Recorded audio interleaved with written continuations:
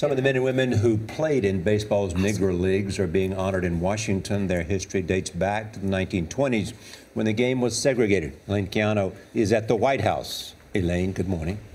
Good morning to you, Charlie, Nora, and Gail. Well, President Obama is going to be meeting with a small group of former players here at the White House this evening. The oldest is 97, the youngest 74. Now, as age catches up with these men and women, there is a push to recognize their place in history.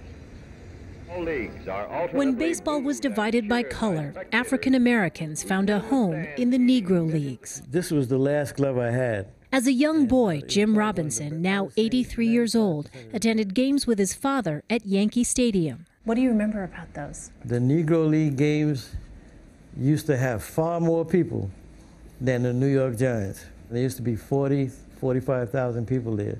By 1950, Robinson made the leap from fan to player. My first game in the Negro Leagues was in Yankee Stadium, so I thought that was a big deal. The Negro League started in 1920. It's where Jackie Robinson got his start before integrating the major leagues in 1947. That was the beginning of the end for the Negro teams. Nearly 10 years later, they folded.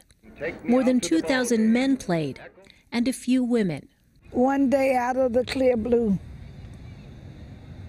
he asked me if I wanted to play professional baseball.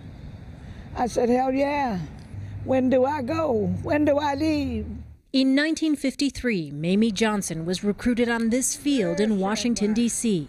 The 77-year-old was the first woman pitcher in the Negro Leagues. And I was so pleased, striking out the fellas and laughing. Their love for the game helped them overcome the challenges of racism and Jim Crow America. To me, it's the really beginning of the civil rights movement, because here's a bunch of guys that wanted to play baseball, and they weren't allowed to play in the major league, but they said, okay, we'll have a league of our own. And now, more than half a century later, these men and women who experienced the sting of segregation are being recognized by the nation's first African-American president for playing the American pastime they love. I'm hoping I can get close, I'm hoping I can say hi, I'm Jim, I know who you are. I'm gonna tell Ms. Obama, I hope you don't get mad, but I just gotta hug him. Now, Jim Robinson told me that he has been to Washington, D.C. many times, and he actually played baseball here as a young man, but he has never before been inside the White House. Now, the Negro Leagues Baseball Museum estimates there are only about 150 of these former players still alive today.